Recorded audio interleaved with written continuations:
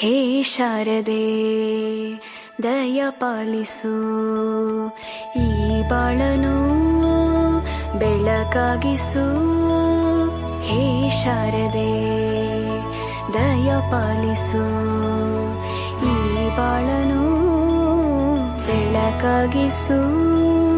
ನಾಳೆಗಳ ದಾರಿಯಲೇ ನಂಬಿಕೆಯ ನೆಲೆಯಾಗಿರಿಸು, ಮುನ್ನಡೆಸು.